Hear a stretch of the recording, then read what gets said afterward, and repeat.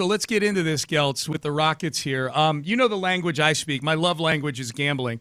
The Rockets season win total started at 52.5 before the season.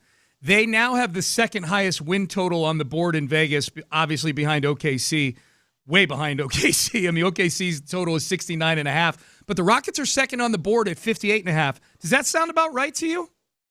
Yeah, it does. I mean, listen, I thought that there would be somewhat of a little bit of a regular season drop off with the absence of Freddie VanVleet. But I have to tell you, I bow at Ime Udoka's feet, because what he's managed to do and how he's kind of remade this team without Freddie and this ultra size thing that they have going on, and really what the Rockets are doing right now. And it's, I was texting with Mike Francesa about this the other day, because we're both kind of in awe of the fact that the Rockets have managed to kind of change a little bit of the pace and space paradigm in the NBA. You're looking at a team who is last in the league in three-point rate.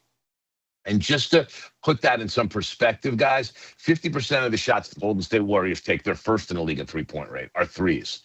The Houston Rockets are last in the league. 34% of the shots that they take are three-point shots. Isn't that exactly what you'd expect from a Daryl Morey protege at GM? No, right?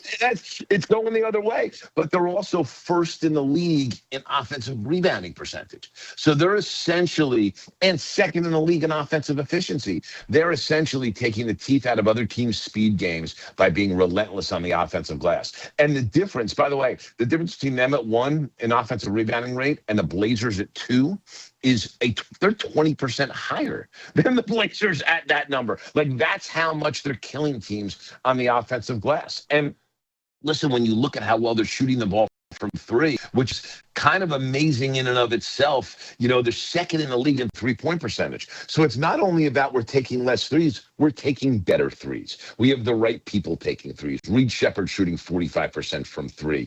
Aaron Holiday shooting 40% from 3. Şengün shooting 39% from 3. So this is just, we talk all the time, guys, about a coach not necessarily saying this is how we play, but taking the group of players and the talent that you have and crafting a system that fits them best. Ime Udoka's done that probably better than any coach in the league right now. And yes, having Durant there to bail you out late in shot clocks always works and is always helpful. But the overall approach and how they've managed to cover for, let's face it, VanVleet, a vital guy to this organization over the last 2 years, how they've been able to cover for it has been incredibly amazing. And frankly, they're going to be a major factor with the kind of size they put on the floor night in and night out come playoff time.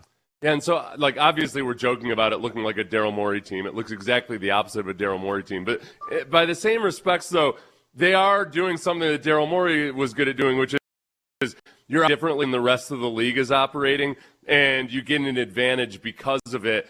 But then the big question becomes, as it was in the Daryl Morey days, how does that look in the playoffs? Like, how does this style of play look in a 7-game series versus a really good team? So what do we always say, Seth? In the playoffs, the game slows down, right? It's inevitable. Now, it's over the years, okay, in the advent of the Warriors with the threes and the pace and space in the last 10 years, it's sped up a little bit in the playoffs. But all you need to look at to know how different the game is in the playoffs is realize how dominant Oklahoma City was last year in the regular season, how dominant they look this year in the regular season. Yet 2 teams, the Denver Nuggets and the Indiana Pacers, took them to 7 games last year in the playoffs. The playoffs are a different animal. But there's things that the Rockets are doing in the regular season that travel into the playoffs besides the slow play, and it starts with the offensive rebounding.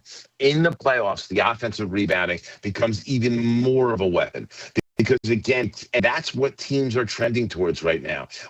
As opposed to worrying about maximizing each possession, it's now become about maximizing the amount of possessions.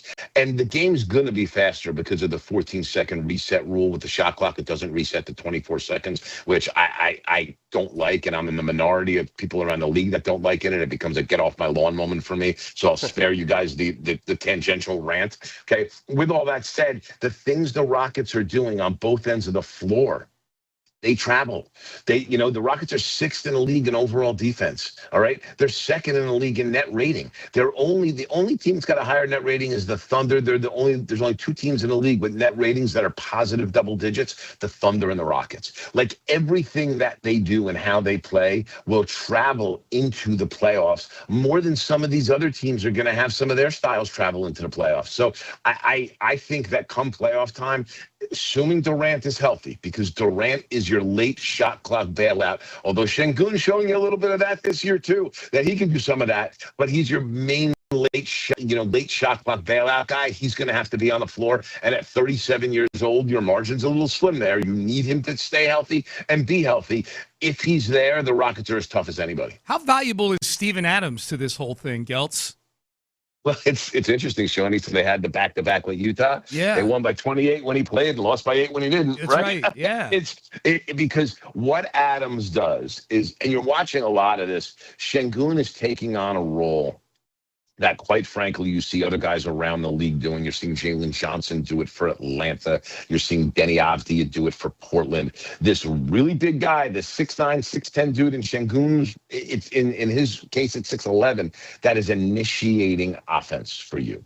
So when you have him initiating offense, it's actually probably a little bit easier because Şengün is not a bad defensive player, but he's not a good defensive player. It's easier to hide him at the 4. When you get Steven Adams out there and you're hiding him at the 4, think about how big you all of a sudden get from Adams to Şengün to Durant to Jabari Smith to Amen Thompson. That's 5. Like, you can hide Şengün with those other 4 guys on the floor. The other thing is this, that Steven Adams, I'm making a big deal over the offensive rebounding. This is the best offensive rebounder in the NBA, bar none. Mm-hmm. And at 31 years old with a redone knee, he's got new gas in the tank. And Ime has a clear understanding of how many minutes to play him right now during the season, when to rest him like they rested him the other night against Utah. Like, Ime uses him so smart. And he's just this perfectly defined role player that fits in around everything that they have. And you look at this ultra big approach that they have, because of the importance of the offensive rebounding, because it takes the teeth out of other teams' transition games. He is such a vital guy to their really big lineup, and those really big lineups. That's the one. If you ask Mark Dagnall, the head coach of Oklahoma City Thunder, what he's most worried about regarding getting out of the Western Conference, he may not say this, but if you injected him with truth serum or gave him like 6 shots at Casamigos, okay, he will probably tell you it's the really big lineup essentially really big lineup of the Rockets that we're not going to be able to keep off the offensive glass, and we're not going to be able to get out and run against because we got to worry about defensive rebounding. That, to me, is the single biggest to the Thunder right now in the Western Conference. Brian, you're really plugged in on the European prospects and everything else like that. With Şengün, like, obviously a lot of people liked Şengün. Did you and others see maybe this version of Şengün as a potential, or is this above and beyond that? This is above and beyond that. I thought Şengün, listen, you see a big like that who's a really good passer, who's got a high skill level, who's really good in dribble handoff situations at the elbow. Like, you see a guy like that, and you're like, okay, you see a spot for him. But I always, and Shawnee will tell you this, Seth, I always default first to, well, can he guard? And if he can't guard at the 5, how are you going to structurally set up a team that can function around that? Well, one of the reasons ways you get through that is a guy being just dominant offensively. Şengün's dominant offensively. Like, the ball's in his hands, so many good things happen. And now what he's done in the offseason, and we saw him play incredible in Eurobasket, we saw in the offseason where he worked on his game to the point where now he's a really viable three-point shooter, like a really good three-point shooter. And so, to me, the development of his game has gone far beyond anybody that they saw this in Şengün. They're all full of it, guys. No one saw Şengün being this good. The other thing is this, which is interesting. So I compared Şengün earlier, Jalen Johnson and Denny Avdija, 2 young players having awesome years, but being big guys that initiate offense. The other thing is that Nikola Jokic has kind of spawned a new point center in the league that Şengün really is kind of a takeoff of that. Now, listen, I love Şengün. I voted him third-team All-NBA last year. I think he's that good. But you look at that center, that type of center that Jokic has spawned, Şengün's kind of the first knockoff there. But you got a couple others coming. Derek Queen in New Orleans looks like with that, ball handling stuff and the way he plays out high and all the passing. Portland's got this guy that hasn't quite gotten on the floor a lot, but everybody loves Jan Hansen, same type of center. But Şengün has kind of taken that Jokic mold to his own level, and the perimeter scoring, to me, is what has been just a massive, massive difference maker because, again, it allows you to play him at the 4 on offense, hide him a little defensively, and have Steven Adams on the floor so you have a dominant team and a huge team on the offensive glass. Brian Geltzeiler. Go ahead, Seth. Go ahead. Brian Geltzeiler, Sirius XM. Brian, this is something that Sean and I were toying around with the other day. Fred VanVleet said that he's trying to make a comeback before the end of the season. And my first thought was, okay, there's the medical side of it, and who knows whether he can or he cannot, but also just the timing of it. Like, if Fred VanVleet can't come back until the very beginning of the playoffs, what do you do? Well, so here's part of this, I'll say, is this, Seth. Part of Freddie kind of floating that out there right now is him being like, please don't trade me. Please don't trade me. Because the thing is he'd like to come back and be with this group. That $25 million salary, like, let's say Boston's willing to make you a deal on Derek White. And listen, Boston's playing very well right now, and they beat the Knicks at home last night. And I don't know that Boston is in a hurry to start selling off pieces. But if Derek White was available and that's the salary that's got to go out, well, that's the salary that's got to go out. The question that you ask, because I don't know that Derek White's going to be available, the guy that I know is going to be available that actually could fit the Rockets well offensively is CJ McCollum. I just wonder how fast they're going to jump to that, with the fact that VanVleet's floating going to try to back, because what Freddie does spans beyond just him as a player. There's a leadership aspect that he has when he's on the floor that resonates with this group, and his playoff experience, being an NBA champion, all of that stuff that you want on the floor. It's, if McCollum's available, do you forego what VanVleet offers to bring CJ McCollum in, knowing that he couldn't guard me? Like, that's something that you really have to consider, and you're going to do that. And VanVleet's smart. He's floating that out there to maybe discourage a deal like that, because, again, if you're going to bring in that kind of guy, you need a big salary going out. That's part of the reason they brought in Finney Smith and Capella, because if Finney Smith hasn't played yet, but that's $13 million that can go out the door. You put that with VanVleet's 25. Now you're in a position to bring in a $38 million player. You need a pretty good player, and you're going to bring in a $38 million player. And there's going to be guys available off of some of these tanking teams for them. So I think for Freddie, he's being pretty clever here. And I think the understanding is that if you decide not to make a deal, if Shepard's playing well enough, if Holiday's playing well enough, if you're comfortable enough with the big lineup, you get Freddie back in and ease him back in. And with the understanding that if you do make it back, the role that you're assuming not going to be the same role that you had, because we've had other guys that have stepped up to fill it, and you're going to be a piece instead of a main piece. But I think for Freddie on this kind of team, I think he would embrace that. I think for him, this is about being on the floor and being a part of this. For VanVleet, he's not the kind of guy that it's ever about me. It's always about we. And we're talking to Brian Geltzeiler, Sirius XM NBA. Before we get you out of here, Geltz, we've just touched on the fact that Reed Shepherd's been shooting the ball really well. What ultimately, because they're at the beginning of the season, it felt like they were trying to figure out, is he a point guard? They put him out there to run the offense, and it didn't look great. But obviously, he's shooting the hell out of the ball, and he's improved defensively. What ultimately is Reed Shepherd's role on this team, do you think, once April rolls around?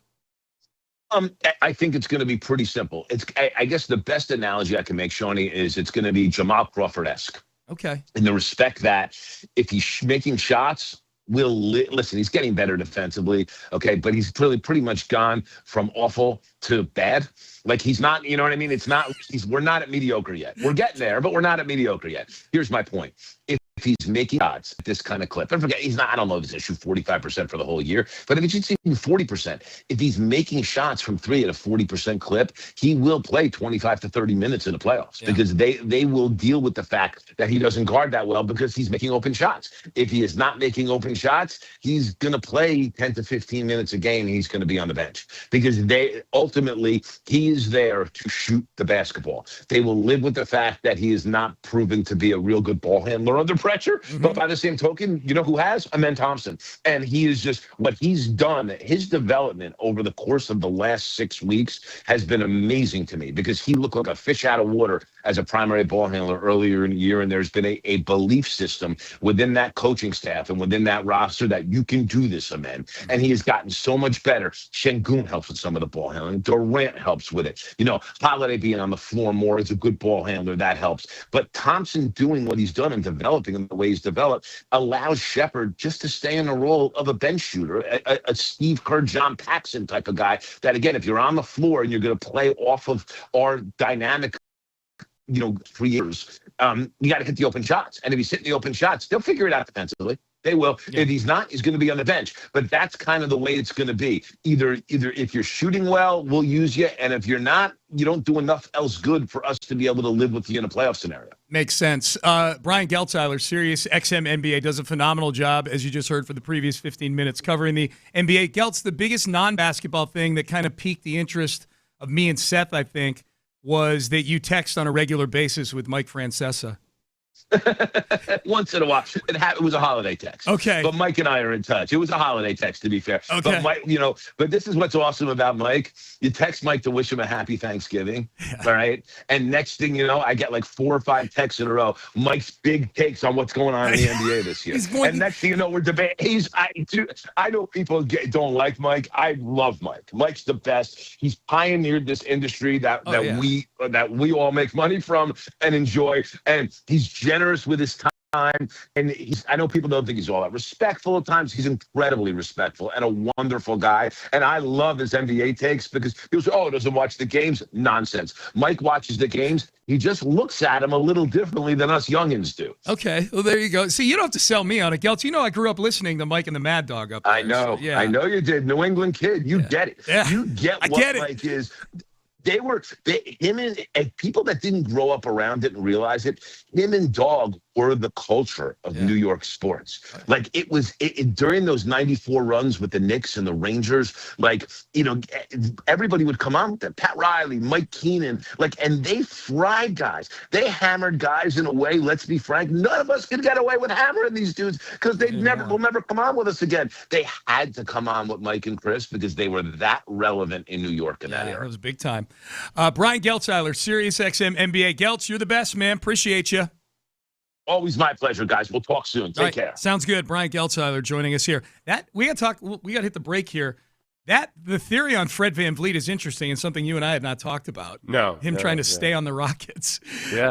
And not get traded. Understandably so. Yeah, for sure.